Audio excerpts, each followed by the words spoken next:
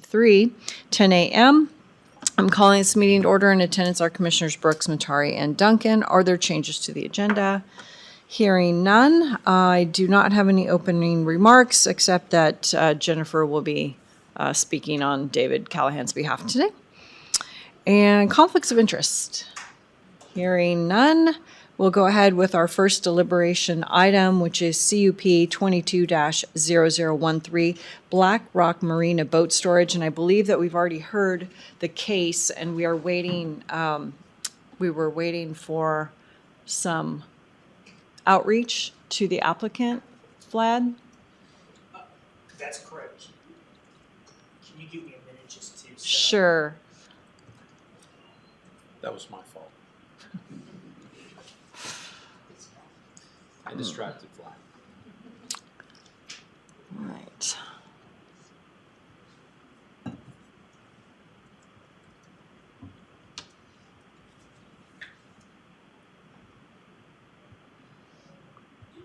It's on you. Just on this game. Check it all. Your computer needs to be logged on.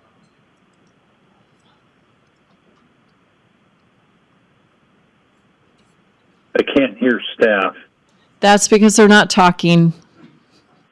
There are technical difficulties. We'll be ready in just a second.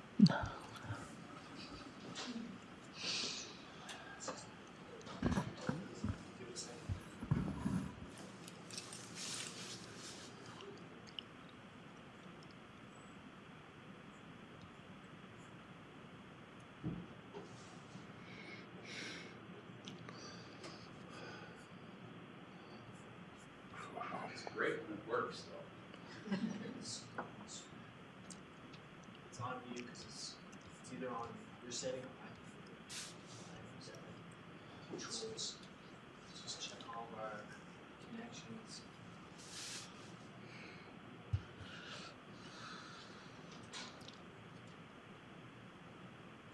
Do you have your email? Could you send this to me on email? I'll just put it on my screen. Because I don't know if your laptop would be maybe, or if it'd be my HDMI cable. It was working this morning, so Try to reboot it. just say, you just send it to me in email real quick, and I can put it up on my computer and take it off space. It's a big file. Yeah. Do you not, and you don't have access to our folder? Okay. Well, Vlad, if this is the Black Rock one, I mean, Can you put it on a flash drive? yeah. Just put it on my computer real quick. Okay. Just take the clicker out. Take the clicker out my computer.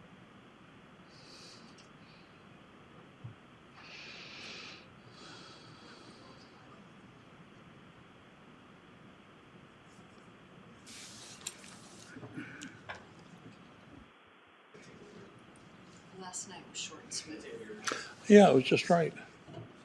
They did what they had to do and got on with it. Well organized, and I can't say much about the cupcakes. We didn't eat one. Bobby said, "Well, do you want to take one home?" And I went, "No." We had a good Narcan training this morning. Oh, Quite a few people did ya? showed up. Yeah. Who did that? The fire department. Very Yeah. good.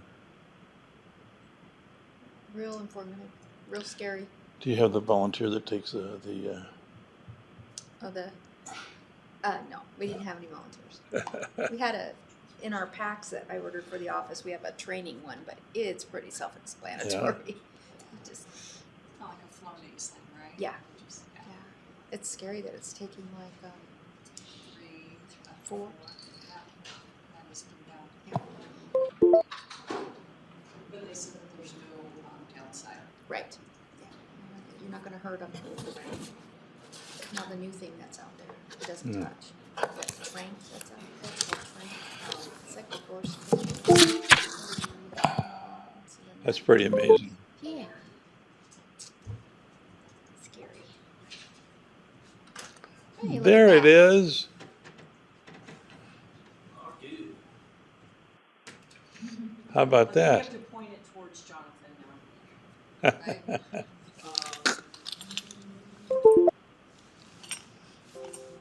Got it?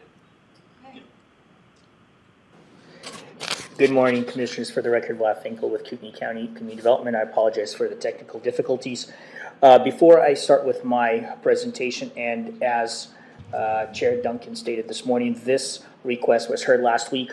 As you may recall, the board had given staff direction to address a concern with respect to the existing private road that was recently constructed, specifically related to the maintenance of that road and what responsibility the applicant would take on to keep it in manageable state so it can be easily utilized for access purposes. I'd like to point out that I have communicated with the applicant's representative and the owner as well. There was a great level of communication. We actually conducted a phone call as well as a meeting in person to explain to the owner your concerns. The applicant has submitted 2 documents. They're already part of the record, but I'd like to enter them this morning as well for the board to review. So the first document is an explanation narrative that addresses traffic impacts associated with the request in relation to the other lots that will be utilized for residential purposes, as well as a condition of approval that staff worked with the applicant on to address maintenance concerns. Entered into the record as B 1001. Okay, hold up for a minute. You said it's already in the record, Vlad?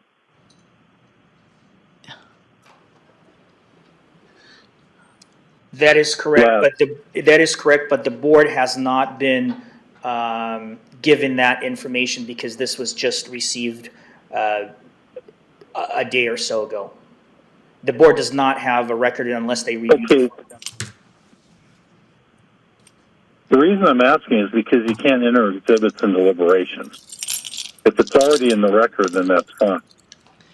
Well, it was not in the original record when we heard deliberations, and we continued deliberations to today to get this information. Specific. Right, but my point is, the exhibits can only be entered in the course of a public hearing. Sure, so can we just accept this information without entering it as an exhibit? Yes. Thank you.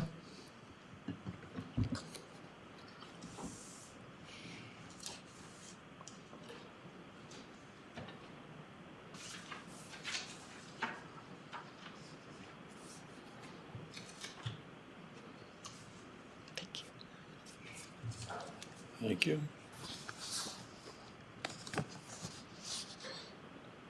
I would like to clarify that the narrative submitted by the applicant is not new information. In fact, they have addressed the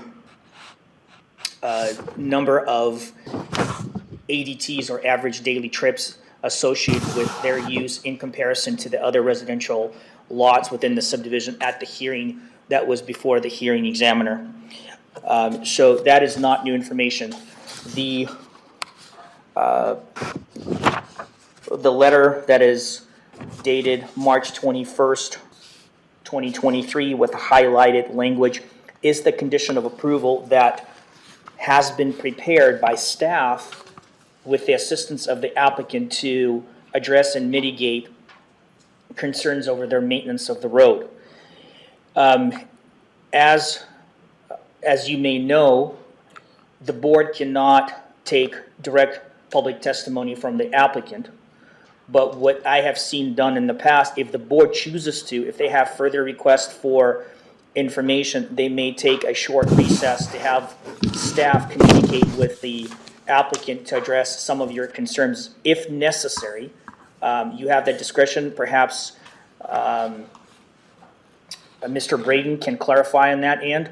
So if the information that you're currently reviewing is not acceptable to you, you may ask or you may motion to take a small recess to have staff communicate with the applicant. He's here in the audience this morning. and we can further address your concerns and then have staff directly address that at your request. So I'd like to go over the narrative that was submitted dated March 16th, 2023. A number of concerns were raised at the last meeting, last Thursday. At deliberations, the board requested clarification with respect to the daily trips or the number of trips that will be generated on an annual basis. Because this facility will be used throughout the year, but it will be seasonally used to remove and place back the boats. They will be removed in the spring and put back in the fall.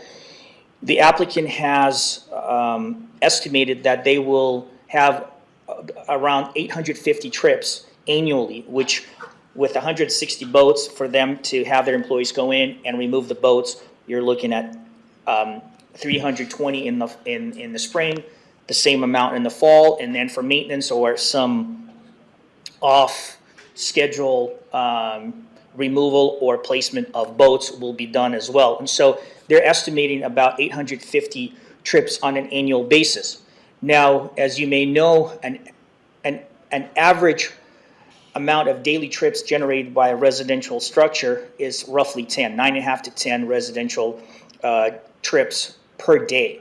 With 365 days in a year, you're looking at approximately 3,650 trips per residence. So in essence, you're looking at approximately close to 4 times the amount of trips that will be generated by each lot that's benefiting from this road, and there's a total of 11 lots within the subdivision as of today. We do know that there is at least one subdivision going forward at this time with one of our staff planners to be further subdivided.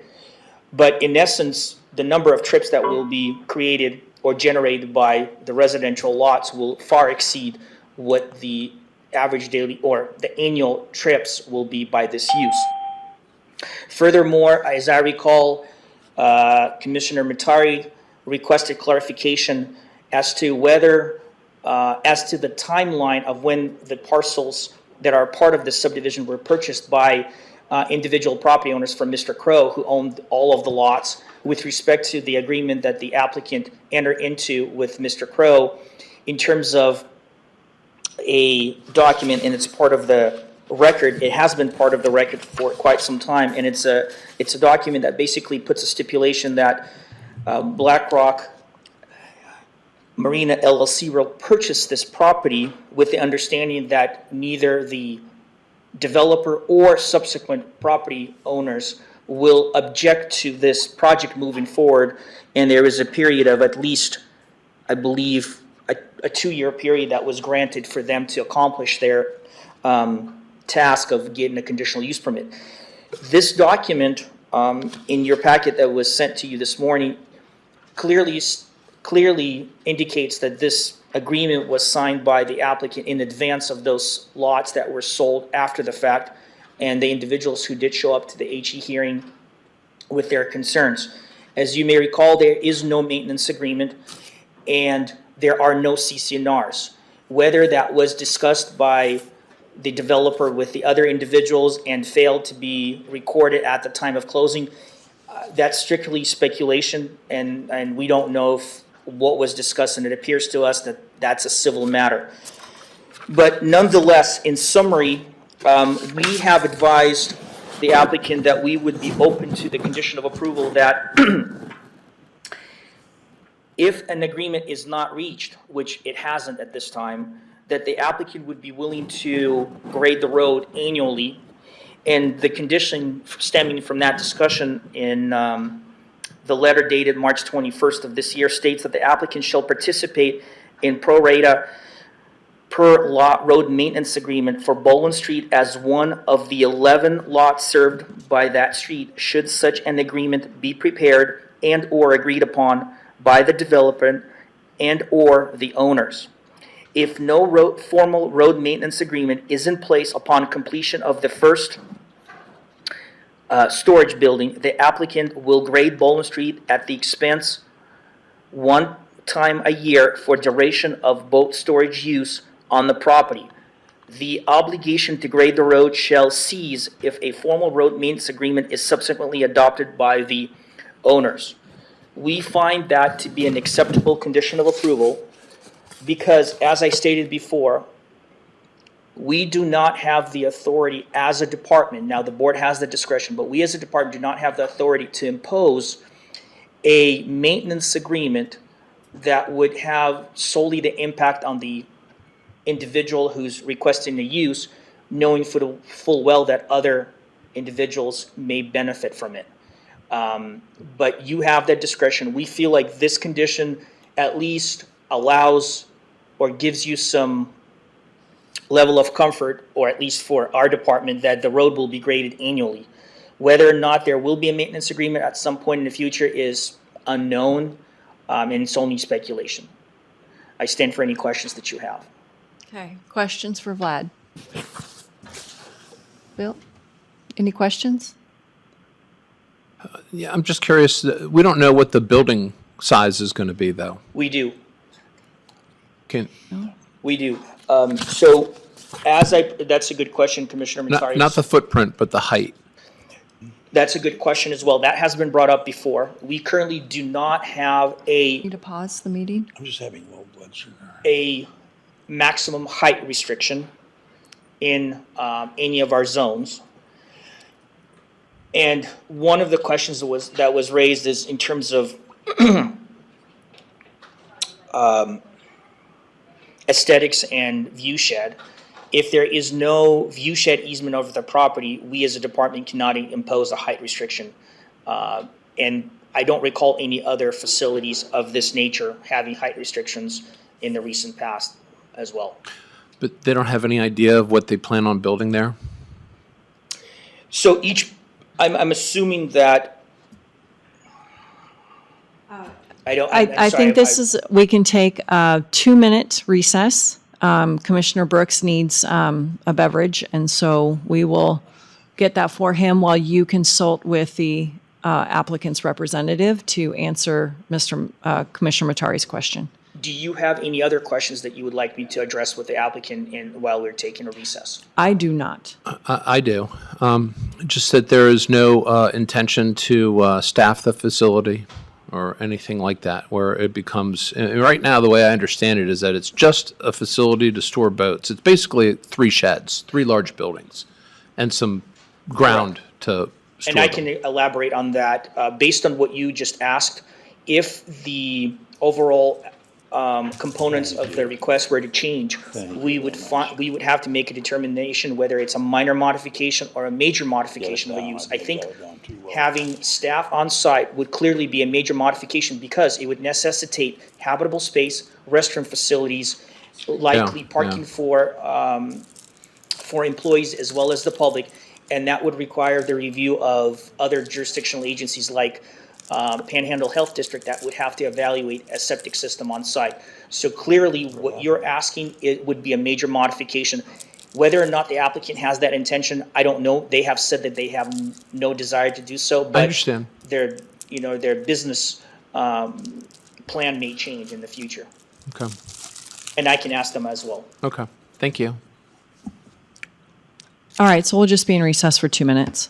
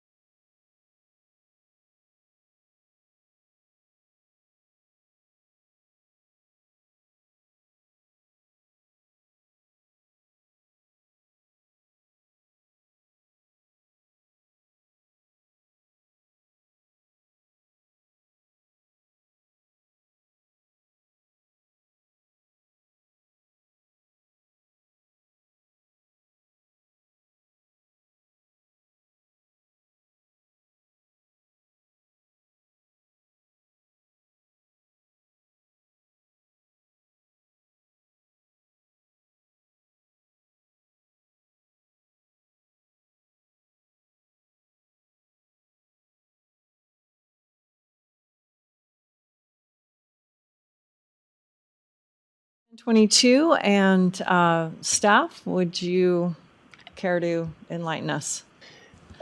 Yes, so in speaking with the applicant, it is likely that they will not be able to stack boats because of fire safety concerns. That's something that the fire department will not allow.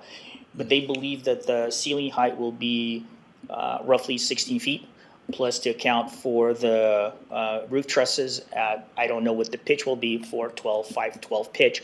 But I think what they're asking is, they're contemplating is that the maximum height from grade to ridge will be roughly 35 feet. That's what they're estimating. Now, in comparison to a residential structure, if you're looking at like a two-story residence, typically you have a story that would be, each story would be either an 8-foot or a 10-foot plate plus, to account for floor joists. So if you have a 10-foot plate, 2 stories, you would have at least, 22-foot height plus the, roof trusses. So your residence, a 2-story residence can range between, 25 feet to 30 feet. So the height of the proposed storage buildings will unlikely be much greater than let's say, a 2-story residence. But that's just a rough estimate. We didn't calculate it, to be exact. Did you say 60 feet? 16. Oh, 16. I know. Oh, okay, good. But I with know. a 70-foot span, as they have stated, we didn't calculate what the peak would be, but I think they're saying roughly the maximum height from ridge line to grade would be approximately 35 feet at most. Okay. I know my house is 26 with a second story. Yeah. So yes, so if you think about, depending on the roof pitch, most houses range between 5-foot pitch to it could be as steep as a 12-12 pitch, but there's not going to be a significant difference in heights from a residence to the structure. And as you may recall, these are rolling hills, so it's not a flat surface. So depending on where each of the residences will be constructed, they could be at the same height as these structures. Yeah, I understand. My question was really geared towards the latest boat storage building that I see every day when I'm about to cross the bridge on 95. And without understanding that height, it really changes, the overall scenery. This sounds like with a single story, it's going to be more like a large shop or 3 large shops than, what you see over by the river every day. I would think that that's a correct assumption as well. Yeah. So, okay. With respect to the second question, Commissioner Matari, I spoke with the applicant. They have no intention of modifying their current scope of their request. It will be solely operated by their employees. But if they do decide at some point in the future to have employees on site and or public, they will absolutely have to go through an assessment of a minor or major condition modification. As I have stated before we took recess, I am fairly certain that the director would find the changes that you discussed, having staff on site as a major modification because of habitable space required for office use, as well as restroom facilities and septic approval. Without that being granted by the board through a major modification process, they would not be able to make those improvements on site. Yeah. Okay. Any other questions for staff? Okay. I'm comfortable with the condition 8.14 as suggested, in addition to the other conditions that are outlined by the hearing examiner. I'm fine with that. I'd like to just also say that, I believe that as long as the condition of the height of the building is there as well, I'm fine with that. Well, when you read all the road maintenance conditions of approval, and they seem to be pretty specific. And so I feel okay about it. Okay. So Vlad, is that something we can do too? Is cap the height of the building? Absolutely. It's at your discretion. We as a department do not have that authority because the code doesn't have a height restriction in the rural zone. But as you know, the board has that discretion. If you would like to cap it at 35 feet, that's totally your prerogative. Is that what you're suggesting? Yes. What is your opinion on that? Yeah. Okay. So I'm not going to support that, but I will support the 8.14. So I don't know if you have to say what 8.15 would be specifically in your motion. I would support 8.14 and leave it at that. Okay. Commissioner Matari, you may also include in the height restriction, if there is a minor change, you may allow for some level of deviation, plus Yeah. minus You know, a couple of feet. the only reason I even would want to see that is because the whole point of these conditional use permits is that here's what we want to do. It's presented to the board. And by telling you what you want to do, to me, that's the inducement in exchange for getting the approval. And so there should be something that at least binds folks. So we had the same situation in a previous case, and it just seems only appropriate that if you're going to say what you're going to do, that if you plan on doing it, it should be no problem to be agreeable to that binding. I just personally don't find anything in the record that would make me want to put a restriction on the height.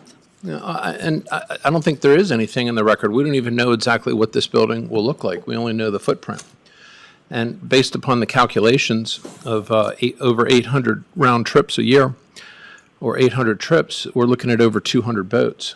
Yeah, I think staff said 300 and Yeah. something. But when you look at the diagram here of the footprint of this building, there's multiple buildings. but there's 20 boats on the schematic.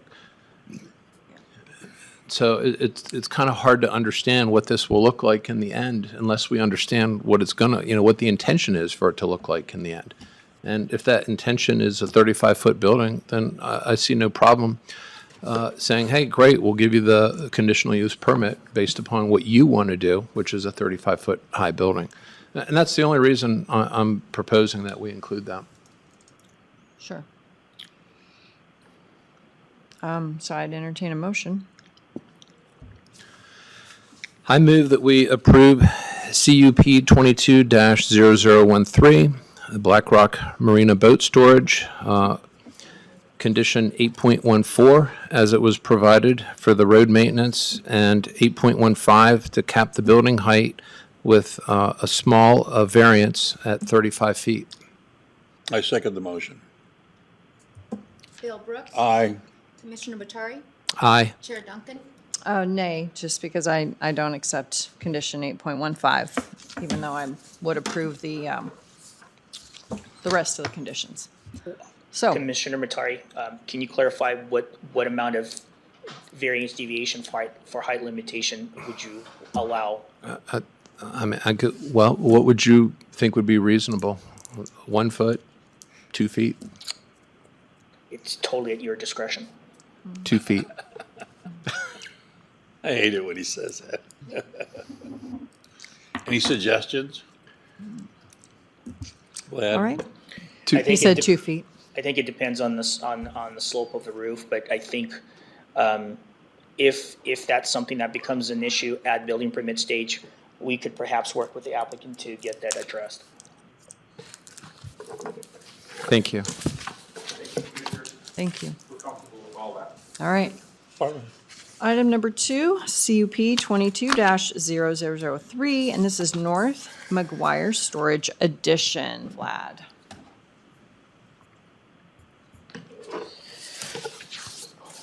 Commissioners, this is another request for a mini storage and rental warehouse facility. This is a request CUP 22-0003 by Sandra Cody. The subject property is located on the west side of Kootenai County over the prairie, specifically on the northeast corner of the intersection of McGuire Road and Stone Avenue. The subject property is zoned agriculture, and the comp plan designation is transitional. What makes this location fairly unique is that typically, when it comes to comp plan designation, a majority of the transitional comp plan designation is distance away from any municipality, and then the designation that would be predominantly along the existing boundaries of any of the cities within Kootenai County would be border. In this case, the city of Post Falls has recently annexed a large portion or a number of large parcels to the west of McGuire Road, and therefore this property is adjacent to the city limits of Post Falls, but it is currently has the comp plan designation of transitional. Just for reference point, the Burlington Northern Santa Fe Railroad as well as Highway 53 is to the north of this area. As I stated, this was recently annexed.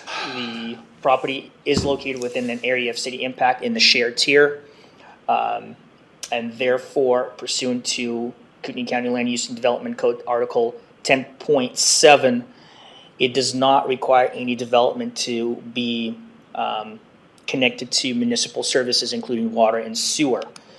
This is actually a request to expand an existing storage facility. In 1981, this site was approved for a mini storage facility, which consisted throughout the last 4 decades of 2 buildings, as well as an outdoor storage area for RVs and boats and so forth. There is an existing residence with a shop on the east side of the property. However, the residence and the detached shop are not utilized as part of this request. The current request that the applicant is seeking is to add 4 additional buildings. The buildings will be between 6,240 square feet and 13,000 square feet. 2 of them will be constructed north of the existing 2 buildings, and 2 of them will be constructed just east of the existing 2 buildings. The applicant is not proposing any an office on site or restaurant facilities. This will be open to the public.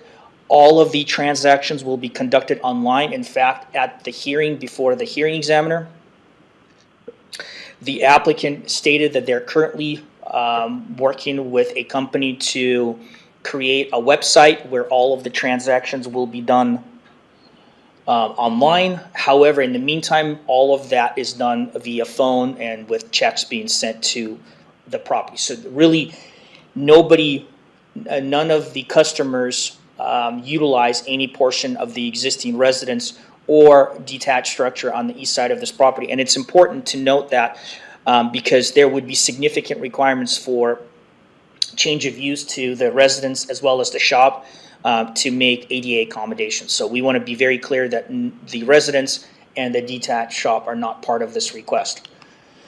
These are some of the photos of the property in question. As you're looking, this is looking from McGuire Road. The top top left photo is looking from McGuire Road, and then the remaining photos on the top right and the 2 lower photos are from Stone Avenue. During the agency comment period, we solicited comments from various agencies with jurisdiction. The Post Falls Highway District only had one requirement, is that the facility maintain access from McGuire Road, and that there's no access to this proposed use off of Stone Avenue, and that the residents on site will utilize the same access approach off of Stone Avenue. Kootenai County Fire had their own requirements for fire suppression. Any building over 12,000 square feet requires an interior sprinkler system, which the applicant has been made aware of. East Green Acres Irrigation District had made a statement that they have the willingness and the capacity to serve domestic water, irrigation, and fire suppression. Those are completely 3 different aspects of their purview, and they have no issue with granting that water use for those specific reasons. Community Development had their standard requirements for building permit.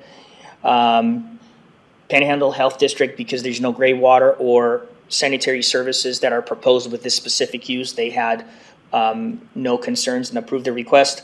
Avista just basically stated that all of the improvements must be made outside of their utility easement.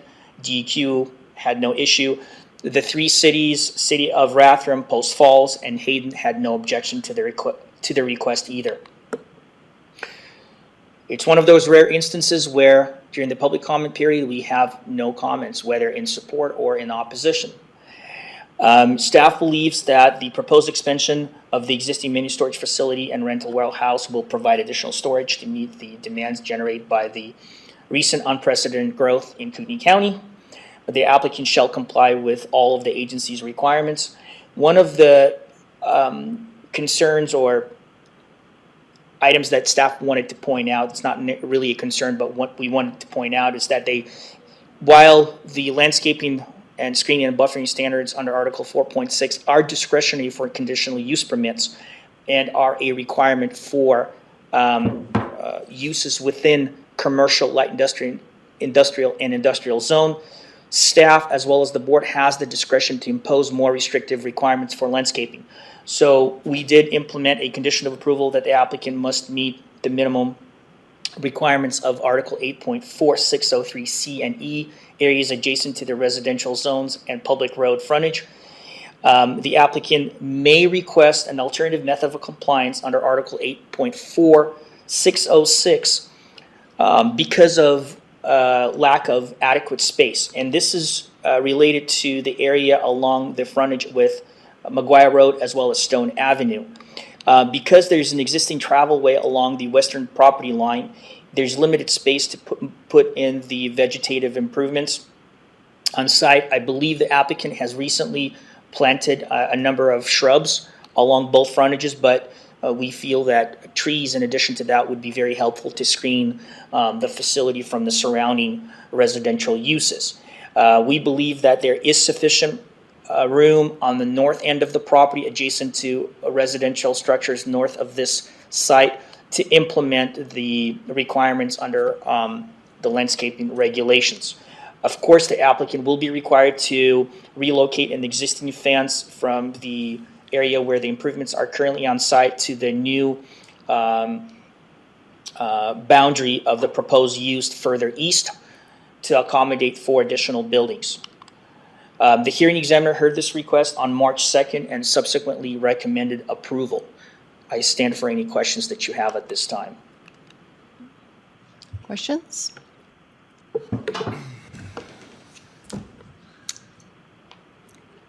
I take it the storage units will be similar to the ones that are already on the property? Correct. I don't have any other questions. Okay. I guess I would take a motion. I move that we grant conditional use permit 22-003 North McGuire Storage Addition. I second the motion. Bill Brooks. Aye. Commissioner Matari. Aye. Chair Duncan. Aye, and just to clarify, 22-0003 is our. I forgot our a CP. zero. Yeah, it's fine. I do it all the time. All right, conditional use permit approved, and now we can go on to our one business item, and that is the cost of signs. Jennifer?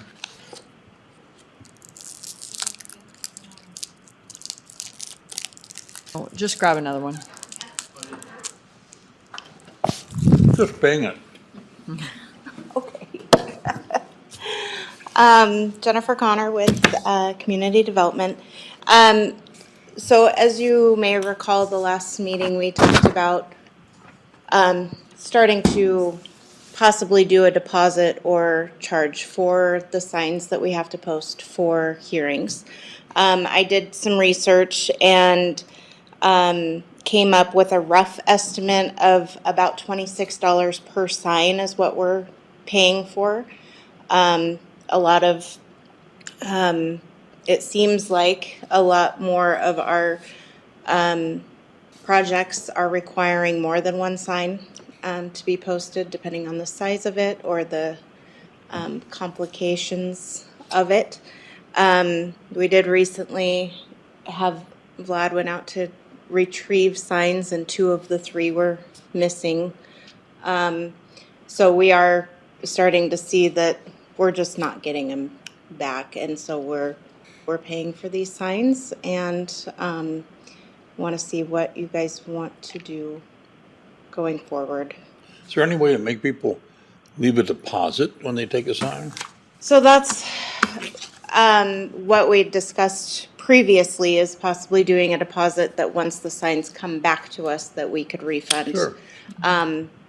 And I think the main concern was, what are we charging for, what we would charge for the signs? And it was to just basically make the sign with the stake, the sign itself, and the sticky weatherproof pictures on it, as you will.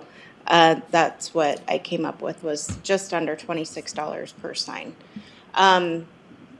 So I think that that's the direction we were hoping to go, was do some sort of deposit, whether it be just the cost of the signs, or, because we do have to post them for each hearing. It takes some time and some But, step. yes, but it's the getting them back that we're having issues with. So Pat, Yes. would we need to do a full study to figure out if we can just make it an even $30? Because if we don't get these signs returned, then they have to be ordered and manufactured, and it takes a lot more staff time to get these signs replaced. Or, I mean, is that a reasonable staff time amount? Where do you get them? I think so. You wouldn't need to do a study over, just one fee or deposit. It would require scheduling for a public hearing, though, because it is a new fee, and then you would be able to adopt it. Okay. So, And to answer your question, we do have to order the supplies from, we just recently ordered a bundle of the stakes through Amazon. The actual backboard we order through Shenango. I don't know if I'm saying that Shenango right. can't print what you want on it? So that's the other thing. We order the sticky label paper, give it to Reprographics, and then we send Reprographics what we want printed on it. So that actually includes the cost of that paper, and the Okay. cost Reprographics would charge us The Shenango's pretty cheap. for, well, and normally we get, from the past what I've experienced or seen, we normally would get our stakes and the backboards through them. They stated they have not been able to get those stakes for a while now, so they seem pretty scarce. do either of you have concerns And about it? Go ahead, Pat. I'm sorry, commissioners. I was just stating, if we get direction on what that fee/deposit should be, then I would expedite getting a resolution drafted and working with your staff to get that, get notice printed and get that on your agenda as quickly as possible. Okay. I'd be comfortable with a $30 refundable deposit per sign at this point. I have some questions. Yeah. I'm sorry, I'm just so new to this, so I'm just trying to muddle my way through here. But I don't know if this would be for yourself or for Pat, but does community development, is it allowed to charge fees for costs that are actually incurred? Yeah, we already do. There's a fee schedule. Okay. And do we, and we pay someone to go out and install these signs? Our planners, they take time out of their day to go do And, that. and do we calculate that, like a mileage and time at all? We have for that? I don't know, Vlad, if you want. Well, it might be in the permit calculation. Right. Vlad, did you have something to add? I can answer any questions that you guys have. Is your mic on? Yes. Okay. There is a staff review fee for every application, whether it's a land use permit or it's a subdivision process that requires a public hearing. But on an average, because our county is so large, we have a lot of projects that are in remote locations, it could take on as short as 15 minutes each way to post a property if we're working with a project that's close to, let's say, city of Coeur d'Alene city limits. But if we're heading out to a remote site, whether it's on the east side or the west side of Coeur d'Alene Lake or up north towards Athol or Rathdrum, it could be, it could take us up to 2 hours to post a property. Yeah, okay, well, I guess I understand you have a staff review fee, which is allocated towards obviously reviewing the project, which is pretty standard. I would assume you have a reasonable metric for that. But we're talking about charging for a sign. And if we're going to post a sign, we might as well include, break that fee out so that we have a time. I mean, do you get reimbursed for your mileage? We use county vehicles. Okay, so that costs money. But I think part of the posting is just part of the process. So I don't think it's a separate thing that I'm not in favor of charging for it because it's already the service we provide. They have to go out and look at the property, so they might as well post at the same time. I guess I'm just looking at it from the perspective of, if we kind of broke down the costs a little more, we could appropriately charge the fees for those costs. It may already be broken down. So you got to take a look at the fee schedule and the backup that was done to support the fee schedule. That's like if we send an inspector out, do we pay them mileage and time? And I don't think so. We just go there and inspect that. Right. So just to clarify, commissioners, I think there needs to be a clear distinction made. We post the property before the hearing. And that is, from what I recall, Director Callahan made it very clear that it is considered to be part of our overall review fees. What we are encountering is if we have to go after the hearing and pick up the sign, that's an extra time that we take out of our day. In addition to actually posting the property after the hearing has been heard, we have to go retrieve the sign. And as I said, that takes the same amount of time as to post it.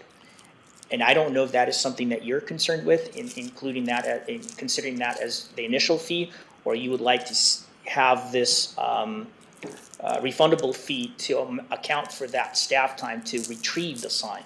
Yeah. Because that's our concern, is the retrieval of signs. Well, if we're going to charge a refundable fee, I think the people should be returning them to us. And I think that was kind of the idea of it, was putting it on the applicant to be responsible to bring that back, so then staff. Within X number of days. Correct. Yeah. I think that would be fair. Yeah. Yes, Yeah. because we are running into, we're either not getting the signs back, or when we do go, like Vlad did the other day, and 2 of the 3 signs are missing. So we need to, I guess, make them a little more accountable is Yeah. what I'm thinking we're looking at. So I would support $30 refundable if the applicant returns the signs to community development within 45 days After the hearing. after the hearing. Okay. I would agree to that. Yeah, I'm not averse to that. I guess I do have a question. Does community development, it should pay for itself with its fees? Is that correct? And it's pretty close. It's not quite there yet. What's pretty close? You, I mean, we're talking dollars. yeah, you get with community development and Okay. even Brandy would have that information, but they have been reviewing their fees on a regular basis now. Yeah. Okay. So yeah, it's definitely something that's brought to our attention, but it's not quite there yet. And I'm not sure if we can actually get there, because you can't make it cost prohibitive for somebody to get a building permit or site disturbance. Well, permit or I'm not something looking like at it from that perspective, but I'm assuming that the homeowners pick up the slack on the difference between the actual cost that the county incurs and the fees that are collected. And that's in essence the whole point of my questioning, is just to figure out how much are the Yeah, homeowners. it's a subsidized service that we offer, but Yeah. so are a lot of other services we offer. But this one we can charge fees for, though. So, Yep. all right. I'm fine. All right, so you have direction to get with Pat and get that on a business meeting as soon as possible. Whoever these are, you can give them back. Okay? All right, with nothing further, 10:52, meeting adjourned. Thank you, everyone.